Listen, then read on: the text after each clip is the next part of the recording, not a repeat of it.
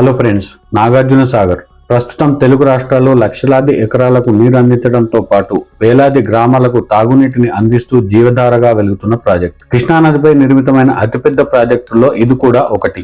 సాగునీరు, తాగునీరు అందించడంతో పాటు విద్యుత్ ఉత్పత్తి ద్వారా తెలుగు రాష్ట్రాల అవసరాలను తీర్చుతోంది కూడా. తెలుగు రాష్ట్రాలకు అన్నపూర్ణగా, రైతుల కల్పతరువుగా మారిన నాగార్జున సాగర్ ప్రాజెక్టుకు 1955 డిసెంబర్ 10న మన తొలి ప్రధాని జవహర్లాల్ నెహ్రూ గారు శంకుస్థాపన చేశారు. ప్రముఖ ఇంజనీర్ కేఎల్ రావు గారు దీనికి సారథ్యం వహించారు. అయితే ఈ ప్రాజెక్టు నిర్మాణం కోసం అప్పట్లోనే 53 లక్షల రూపాయల విరాళం ఇవ్వడంతో పాటు వేలాది ఎకరాల భూములను విరాళంగా ఇచ్చిన ఘనత ముక్త్యాల రాజా గారిగా పిలిచే వాసిరెడ్డి రామగోపాలకృష్ణ మహేశ్వర ప్రసాద్ గారిది. ఈయననే ప్రాజెక్టు ప్రసాద్ గారు అని కూడా పిలుస్తారు.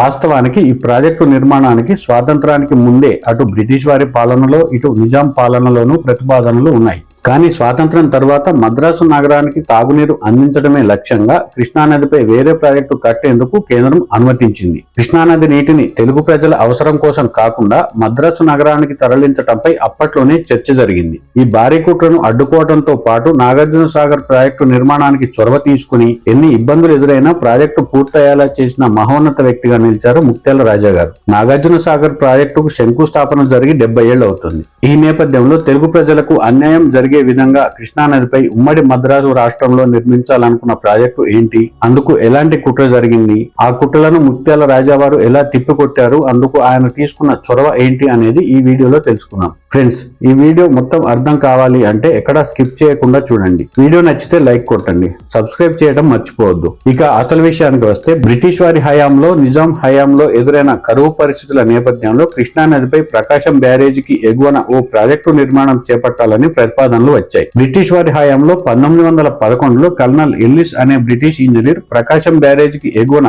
కృష్ణానదిపై పలు ప్రాజెక్టులు నిర్మించాలని ప్రతిపాదించారు. నిజాం హయాంలోనూ, అంటే ఉస్మానియా యూనివర్సిటీ నిర్మాణం జరిగిన టైంలోనే కృష్ణానదిపై ప్రాజెక్టులను నిర్మించాలని భావించారు. ఆ తర్వాత 1913, 1915లోనూ ఈ ప్రతిపాదనలు వచ్చాయి. అయితే ప్రపంచ యుద్ధం, ఆర్థిక సంక్షోభం, స్వాతంత్ర పోరాటం తదితర కారణాలతో ఈ ప్రతిపాదనలు కార్యరూపం దాల్చలేదు. ఇక స్వాతంత్రం వచ్చాక ఉమ్మడి మద్రాసు రాష్ట్రంలో కృష్ణానదిపై ఓ భారీ ప్రాజెక్టును చేపట్టేందుకు అప్పటి కేంద్ర ప్రభుత్వం సిద్ధమైంది. అదే కృష్ణా పెన్నార్ ప్రాజెక్టు. కృష్ణానది నుంచి చిన్న చిన్న ప్రాజెక్టుల ద్వారా వందల టీఎంసీల నీటిని మళ్లించి మద్రాసు నగరానికి తాగునీరు అందించడమే దీని లక్ష్యం. అందులో భాగంగా రాయలసీమలో కొన్ని ప్రాజెక్టులను ప్రతిపాదించిన అంతిమ లక్ష్యం మాత్రం మద్రాసు నగరానికి నీరు అందించడమే. పైకి ఇది బాగానే కనిపిస్తున్నా అప్పటికే కట్టిన ఉమ్మడి ప్రాజెక్టుల వల్ల ఏం జరిగిందో ఒక ఉదాహరణ చెప్పవచ్చు. మద్రాసు ప్రెసిడెన్సీ పరిధిలో 1949లో తుంగభద్ర ప్రాజెక్టు నిర్మాణం ప్రారంభించారు. మైసూరు రాష్ట్రం, హైదరాబాద్ రాష్ట్రం కూడా ఇందులో భాగస్వాములుగా ఉండేవి. ఉమ్మడిగా ఈ ప్రాజెక్టు నిర్మించిన అప్పటి హైదరాబాద్ రాష్ట్రంలోని కొన్ని ప్రాంతాలు తప్ప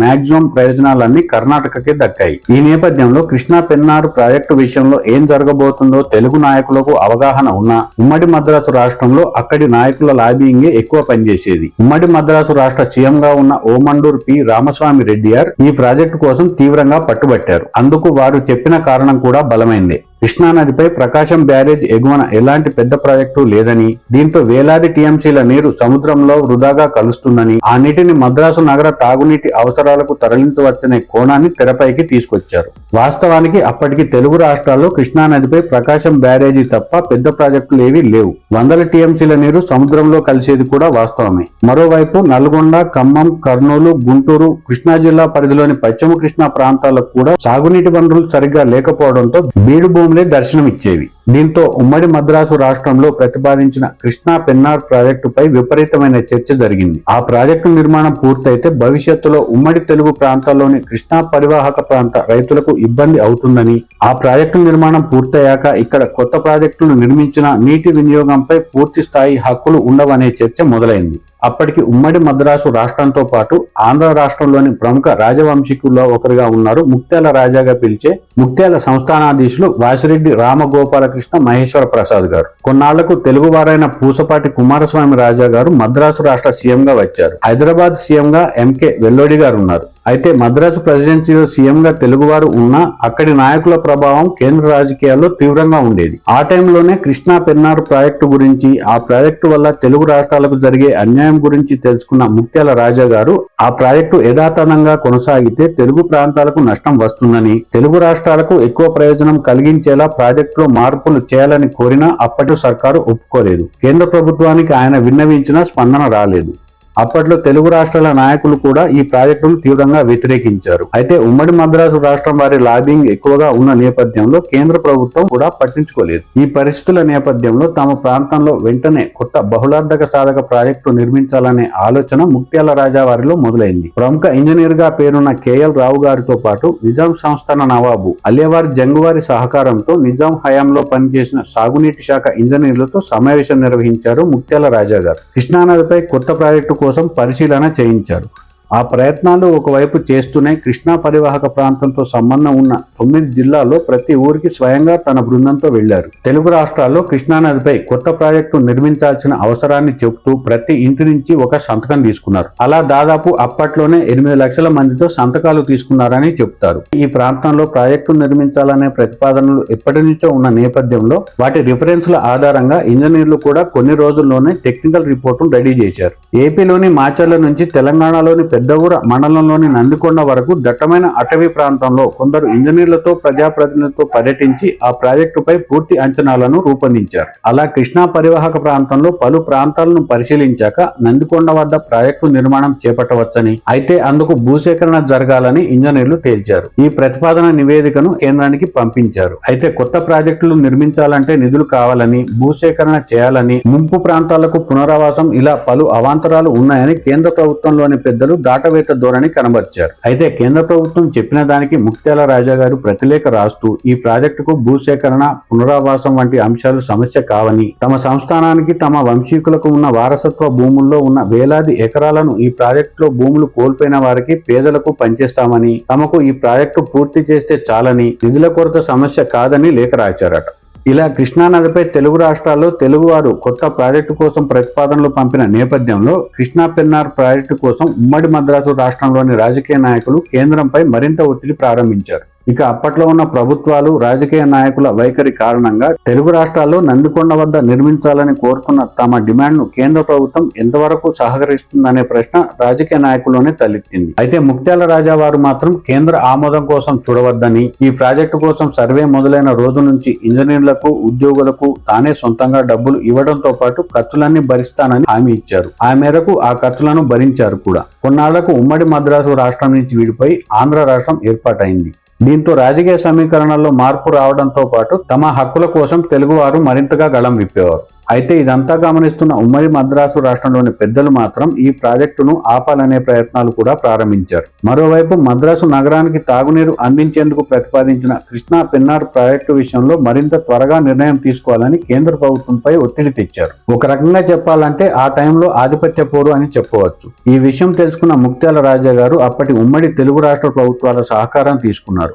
హైదరాబాద్ రాష్ట్ర సీఎంగా ఉన్న బూరుగుల రామకృష్ణారావు గారు, ఆంధ్ర రాష్ట్ర సీఎంగా ఉన్న టంగుటూరి ప్రకాశం పంతులు గారు కూడా పూర్తి మద్దతు పలికారు. వారి సలహాలతో మైసూరు ప్రభుత్వ రిటైర్డ్ చీఫ్ ఇంజనీర్ నరసింహయ్య గారిని, పీడబ్ల్యూసీ రిటైర్డ్ ఇంజనీర్ గోపాలాచార్యులు గారితో అంచనాలు, ప్లాన్ పక్కాగా తయారు చేయించి మరోసారి కేంద్రానికి పంపించారు. అయితే ఈ ప్రతిపాదనను కూడా కేంద్రం పెద్దగా పట్టించుకోలేదు. దీంతో ముత్యాల రాజా వారు స్వయంగా కృష్ణా రైతు వికాస పరిషత్ అంటే కృష్ణా రైతు వికాస సంఘం పేరుతో రైతు సంఘాన్ని ఏర్పాటు చేశారు. సమావేశాలు, సభలు నిర్వహించడం మొదలుపెట్టారు. తెలుగు ప్రాంతాల నుంచి పెద్ద సంఖ్యలో రైతులు ఈ సంఘంలో చేరారు. ఇలాగే ఈ సమావేశాలు కొనసాగితే ఇది ఉద్యమంగా మారుతుందని గ్రహించిన కేంద్ర ప్రభుత్వం ఈ ప్రాజెక్టుపై పరిశీలనకు కోస్లా కమిటీని నియమించింది.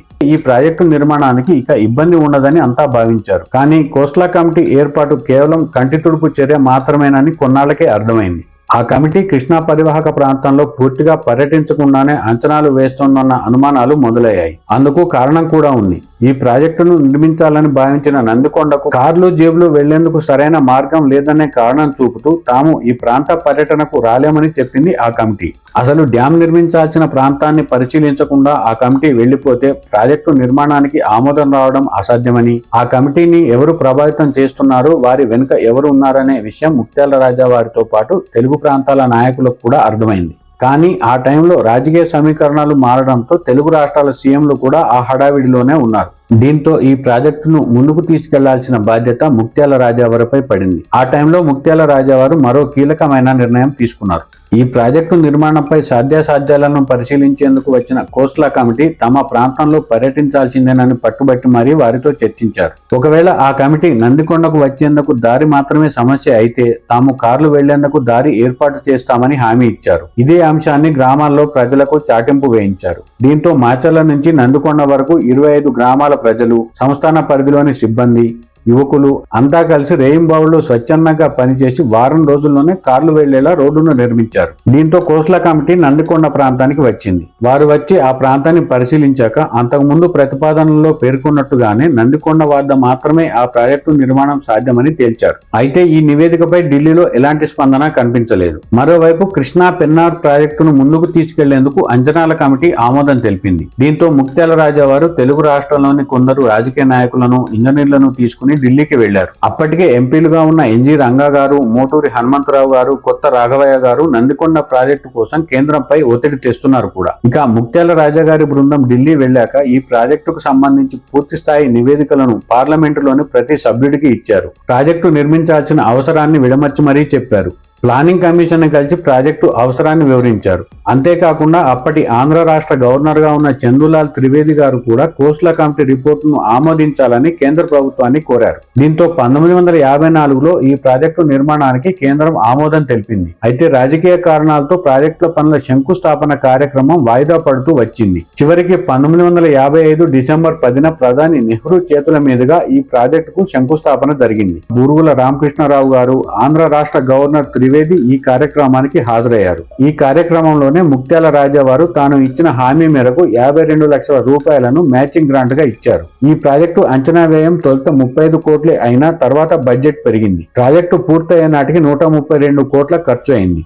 అయితే అప్పట్లో 35 కోట్లు అంటే భారీ బడ్జెట్ అనే చెప్పవచ్చు. కానీ ఈ ప్రాజెక్టు పూర్తయితే ఈ ప్రాజెక్టు పరిధిలో పండే పంటల విలువ, ఈ ప్రాజెక్టు వల్ల కలిగే ప్రయోజనాలను పరిగణలోకి తీసుకుంటే అది పెద్ద బడ్జెట్ కాదనేది అర్థమైంది. ఇక అప్పట్లో రోడ్డు సౌకర్యం సరిగ్గా లేని నేపథ్యంలో ఈ ప్రాజెక్టు నిర్మాణంలో సిమెంట్ రవాణాకు కూడా చాలా ఇబ్బందులు ఎదురయ్యాయి.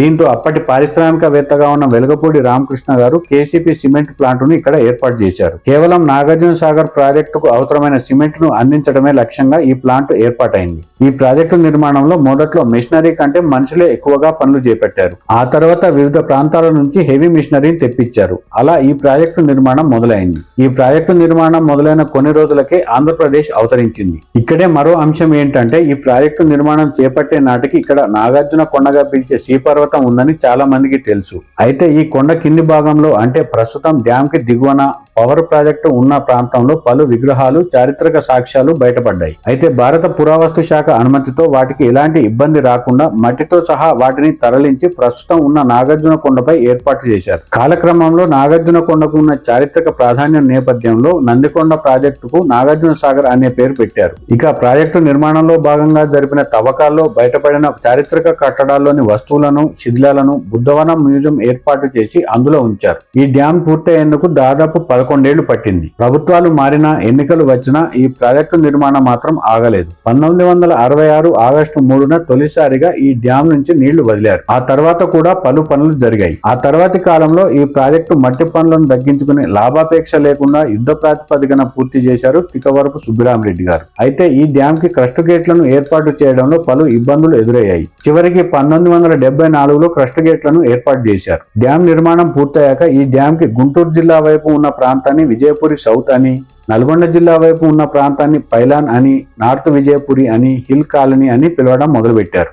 ఈ ప్రాజెక్టు నిర్మాణానికి పట్టుదలతో పనిచేసిన ముక్త్యాల రాజావారి కార్యదక్షతకు దేశవ్యాప్తంగా ప్రశంసలు లభించాయి. ఈయనను ప్రాజెక్టు ప్రసాద్ గా పిలవడం మొదలుపెట్టారు. అయితే ఆ తర్వాతి కాలంలో చోటు చేసుకున్న రాజకీయ సమీకరణాల వల్ల ముక్త్యాల రాజా గారి విషయంలో పలు ప్రభుత్వాలు అంటిముట్టనట్టు వ్యవహరించాయని చెబుతారు. ఈయన 1972లో కన్నుమూశారు. ఇక 1975 తర్వాత ఈ ప్రాజెక్టును పలుమార్లు ఆధునికీకరించడంతో పాటు ఈ ప్రాజెక్టు పరిధిని విస్తరించారు. 2005 నాటికి ఈ ప్రాజెక్టు పనులకు శంకుస్థాపన చేసి చేసి 55 ఏళ్లు పూర్తయింది. ఈ సందర్భంగా అప్పటి సీఎం వైఎస్ రాజశేఖర రెడ్డి గారు ఇక్కడ పలు విగ్రహాలను ఆవిష్కరించారు. గౌతమ బుద్ధుడి విగ్రహం, ఆచార్య నాగార్జునుడి విగ్రహం, ప్రాజెక్టు నిర్మాణ సమయంలో సీఎంగా ఉన్న నీలం సంజీవరెడ్డి గారి విగ్రహాన్ని, కాసు బ్రహ్మానందరెడ్డి గారి విగ్రహాన్ని, ఇంజనీరింగ్ నిపుణులైన కేఎల్ రావు గారి విగ్రహాన్ని, నాగార్జున సాగర్ ప్రాజెక్టుకు మొదటి చీఫ్ ఇంజనీర్ గా ఉన్న మీర్ జాఫర్ అలీ గారి విగ్రహాలను వైఎస్ రాజశేఖర రెడ్డి గారు ఆవిష్కరించారు. ప్రస్తుతం ఈ ప్రాజెక్టుకు 960 మెగావాట్ల విద్యుత్ ఉత్పత్తి చేసే సామర్థ్యం ఉంది. ఇక నల్గొండ,